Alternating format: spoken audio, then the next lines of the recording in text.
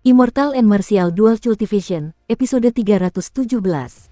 Untuk melihat video selengkapnya, sahabat bisa kunjungi playlist yang telah Sabta Novel sediakan. Yuk mari, kita berimajinasi bersama dan masuk ke alur ceritanya.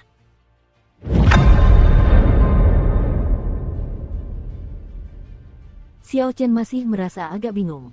Ketika melihat keempatnya hendak pergi, dia segera menarik Chen Xiao untuk berhenti. Kakak Chen Xiao, apa yang terjadi? Chen Xiao menoleh ke belakang. Itu kakak senior kita, Hu. Dia adalah salah satu dari 3 pewaris sejati yang berhak merekrut murid lain. Sekarang, kau sedang direkrut dan tidak berhak menolak. Chen Xiao melanjutkan sambil tersenyum, jangan khawatir. Jika semuanya berjalan lancar, ini justru merupakan kesempatan baik bagimu. Ini akan bermanfaat bagimu. Tamtama, ini bukan kali pertama Xiao Chen mendengar istilah ini. Terakhir kali, administrator balai misi yang berpakaian hitam mengatakan bahwa Yun Feiyu telah direkrut, itulah sebabnya dia pulang lebih awal.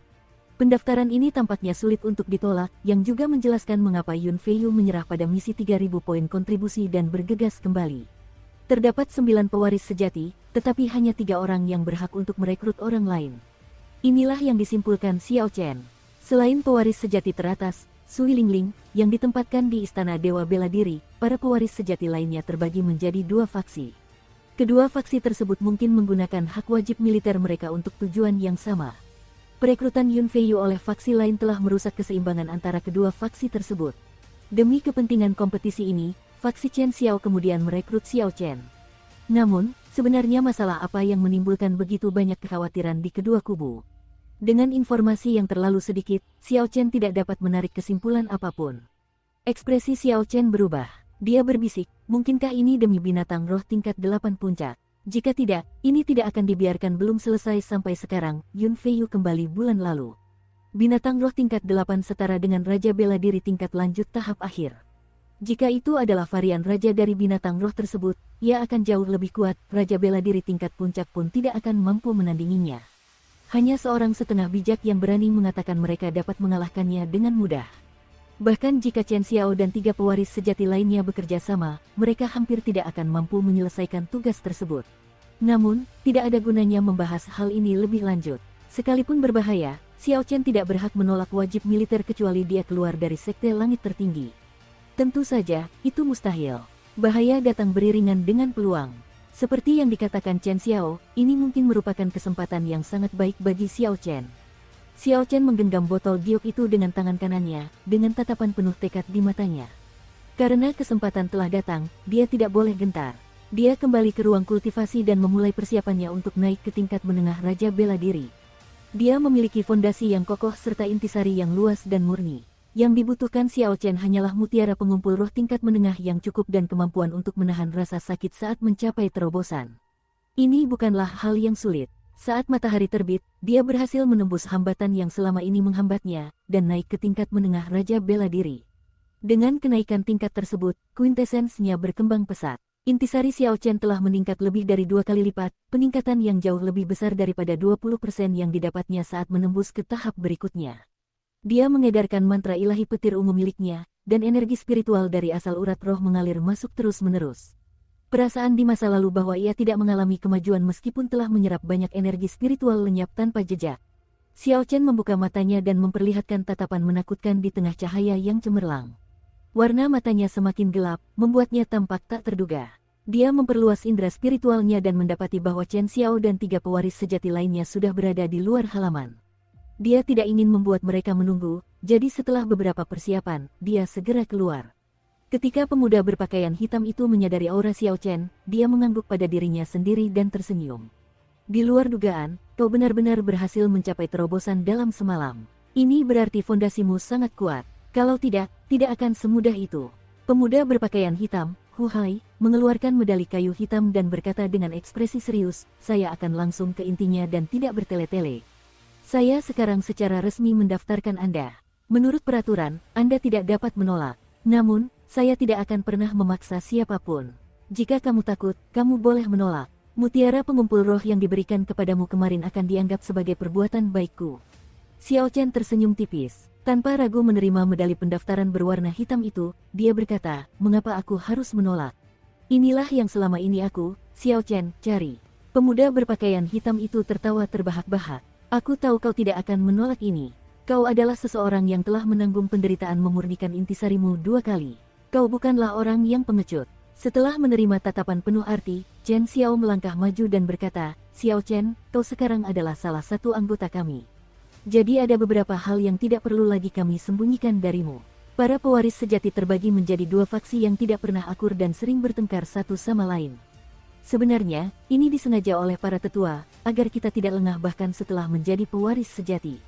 Kali ini, kita mengadakan kompetisi lain. Hasil kompetisi ini sangat penting. Kelompok yang bisa mendapatkan keuntungan akan dapat pergi ke medan perang Savage bersama saudari senior pertama kita. Medan perang liar adalah tempat para penguasa kuno bertempur.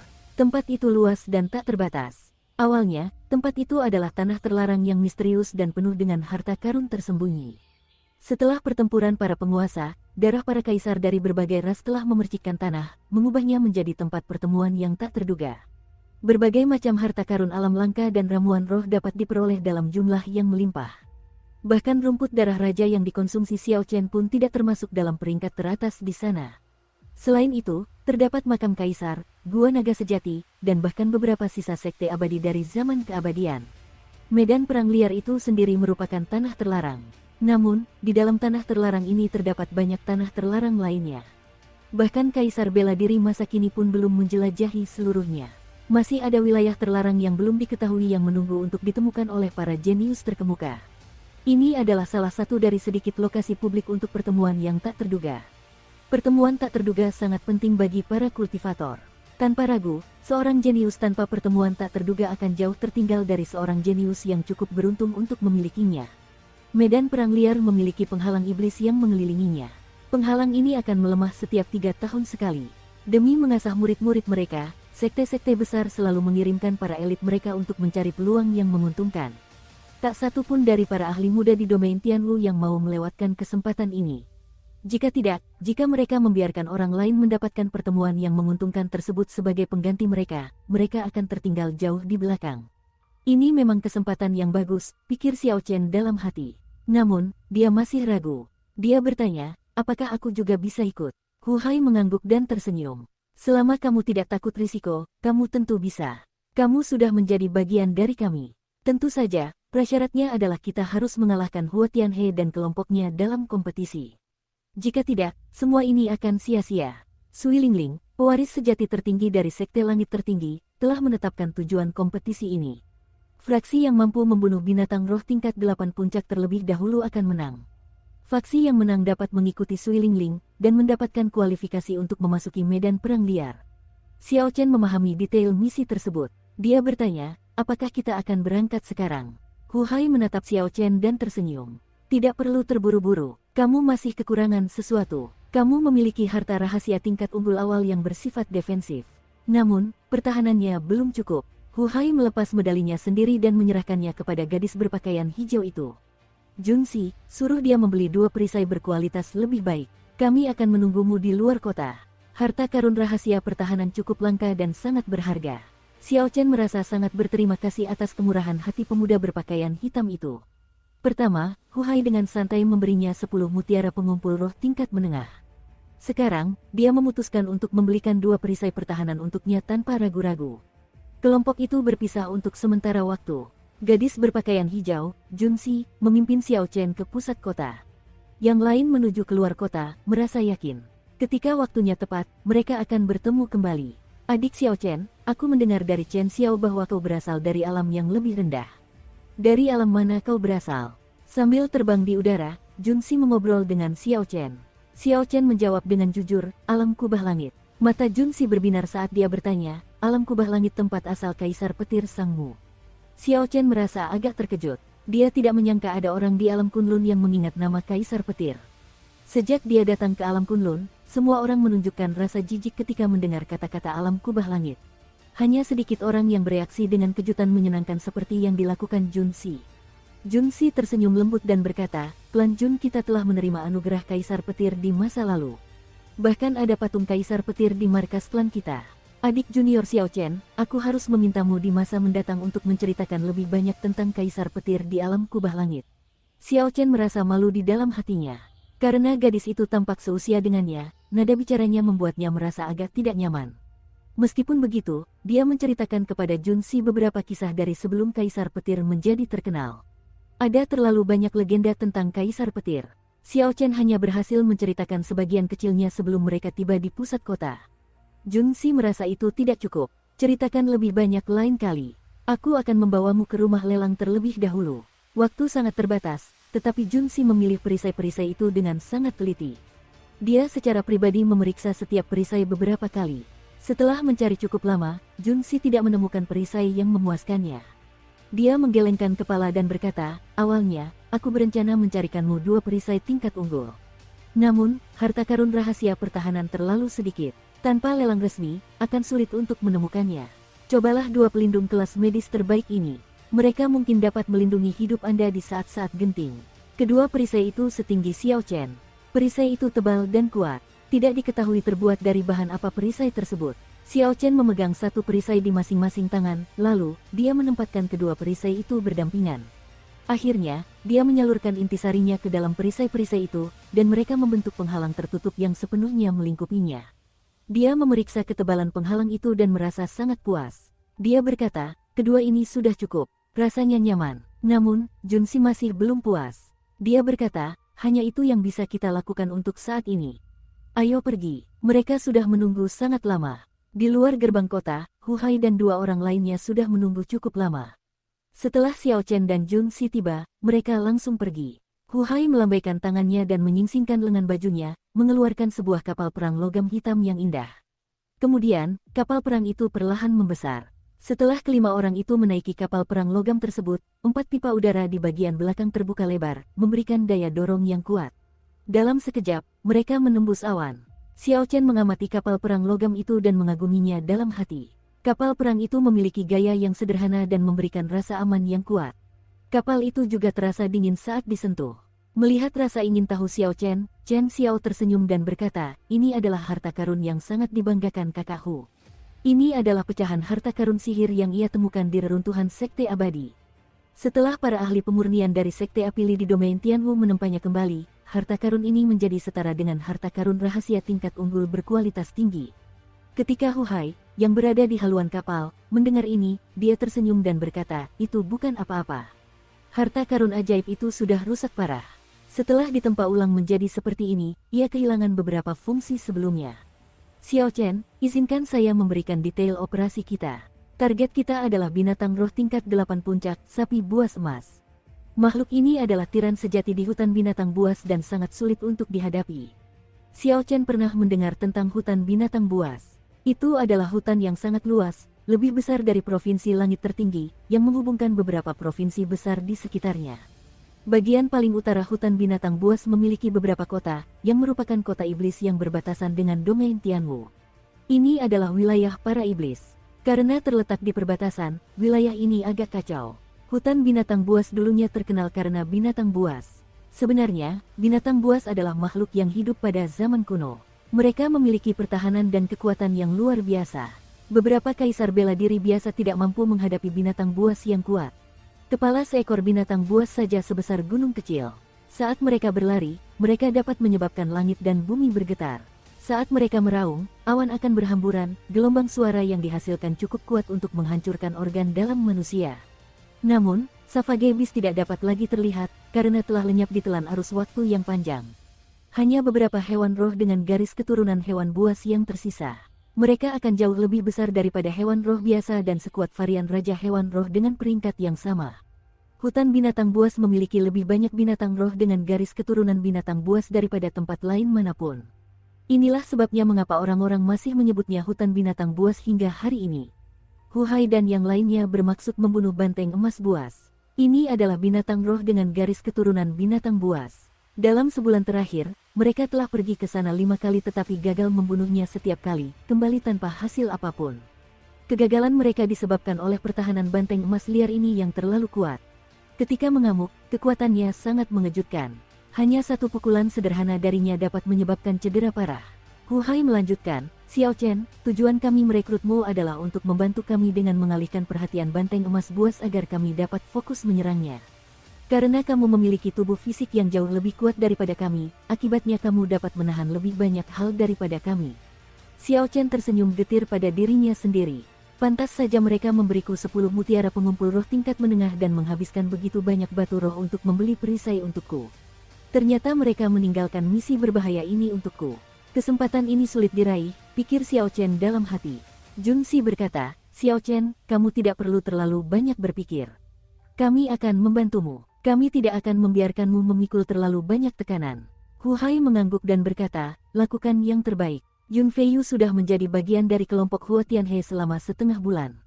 Mereka pasti sudah membuat kemajuan lebih banyak daripada kita. Jelas sekali, Hu Hai dan yang lainnya merasakan tekanan yang sangat besar. Mereka telah menaruh harapan mereka pada Xiao Chen. 4 jam kemudian, hutan liar muncul di hadapan mereka. Banyak kultivator yang datang mempertaruhkan nyawa demi keuntungan terlihat di pintu masuk, tak satu pun dari mereka memiliki tingkat kultivasi rendah. Sebuah pasar sederhana telah muncul di luar hutan. Sekelompok pedagang melakukan transaksi bisnis dengan para petani yang rela mempertaruhkan nyawa mereka. Ayo turun, ada banyak binatang roh burung di hutan liar. Tidak akan mudah untuk terbang ke sana. Hu Hai melambaikan tangannya dan mengibaskan lengan bajunya sekali lagi. Kapal perang logam itu dengan cepat menyusut dan masuk ke dalam lengan bajunya. Itu adalah pemandangan yang luar biasa. Kelima orang itu memperagakan teknik gerakan mereka, mendarat dengan mantap di tanah. Rasa hormat terpancar di wajah kerumunan di pasar ketika mereka melihat medali kelima orang tersebut. Di tempat ini, reputasi Sekte Langit Tertinggi masih memiliki pengaruh. Hal itu cukup untuk menakut-nakuti beberapa oportunis yang berharap mendapatkan keuntungan dari situasi tersebut. Kakak Hu, apakah kau akan mencoba membunuh banteng emas buas itu lagi? Kuharap kau tidak akan kembali dengan kekalahan kali ini.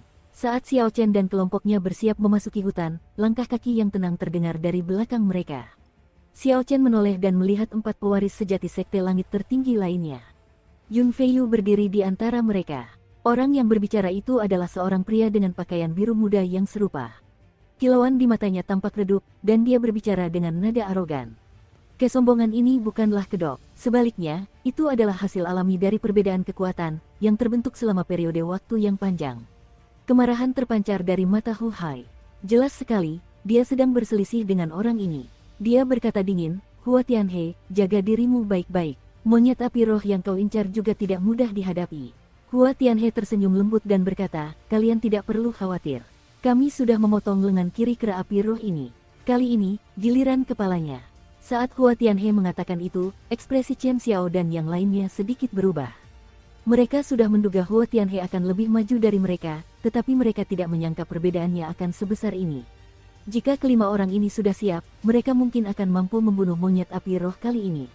Pemenangnya belum ditentukan, hasilnya masih belum jelas. Huo Tianhe, datang dan ejek aku setelah kau memenggal kepala monyetmu dan menyerahkannya kepada kakak senior pertama. Hu Hai tidak ingin berkata lebih banyak. Dia menatap Huo Tianhe dengan dingin dan memimpin kelompoknya pergi.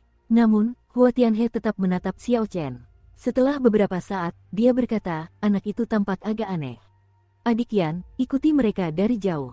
Kau tahu apa yang harus dilakukan jika terjadi sesuatu. Orang yang dipanggil adik muda Yan mengerutkan kening dan berkata, kakak senior Hua, kau terlalu meremehkan orang itu. Dia hanyalah raja bela diri tingkat menengah. Siapapun di antara kita di sini mampu menghancurkannya. Huo Tianhe menggelengkan kepalanya dan berkata, orang ini juga melatih fisik tubuhnya. Aku tidak ingin hal yang tidak terduga terjadi. Medan perang liar ini terlalu penting bagi kita. Namun, jika aku pergi ke sana, bagaimana kita akan menghadapi monyet api roh itu?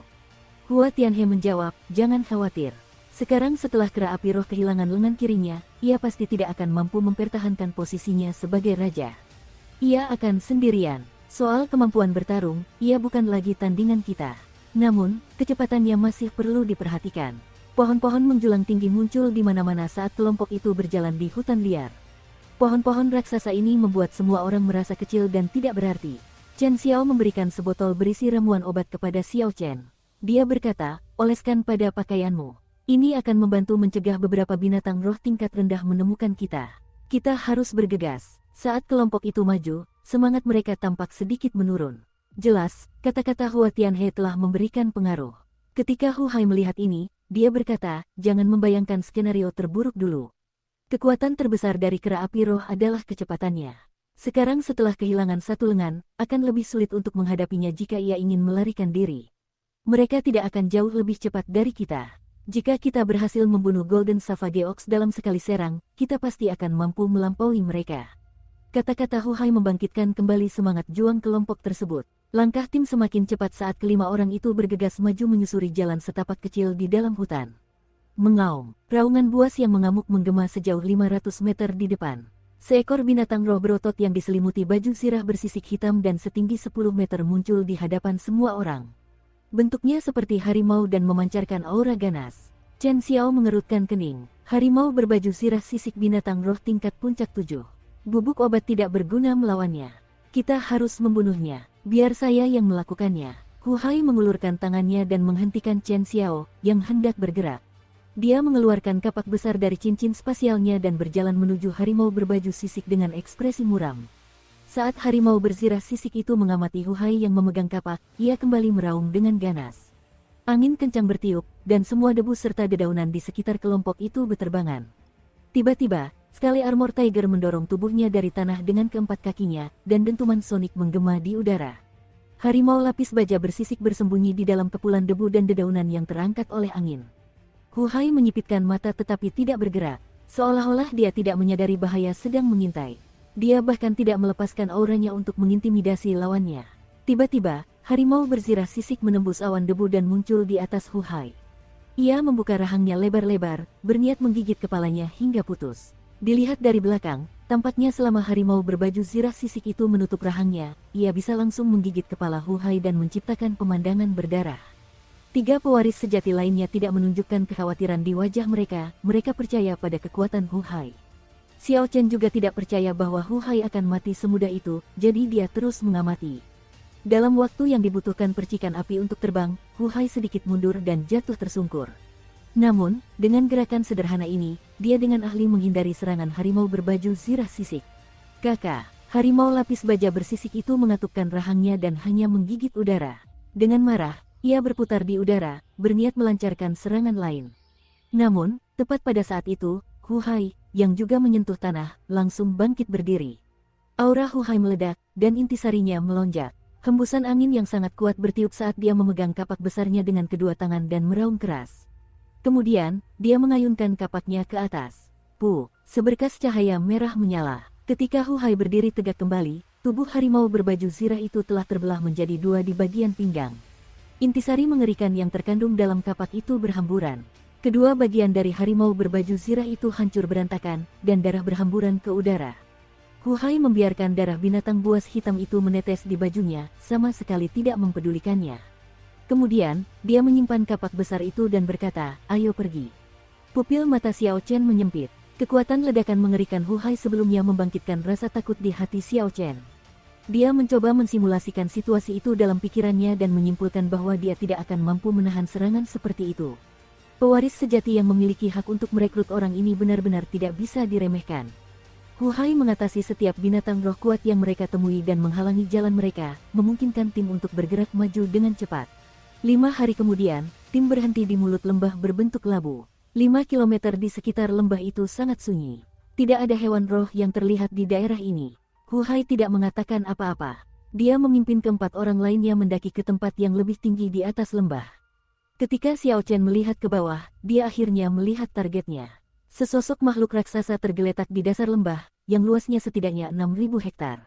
Tubuhnya tampak seperti gundukan kecil setinggi 20 meter. Makhluk ini memiliki sepasang tanduk emas di kepalanya, dan rambut emas panjang menutupi tubuhnya. Ia memancarkan aura kuno dan buas. Saat ini, banteng emas liar ini berbaring nyaman di tanah. Itu berarti jika ia berdiri, ia akan berdiri lebih tinggi lagi. Xiao Chen tercengang. Dengan ukuran sebesar itu, ia mampu menghancurkan seorang raja bela diri hanya dengan tubuhnya.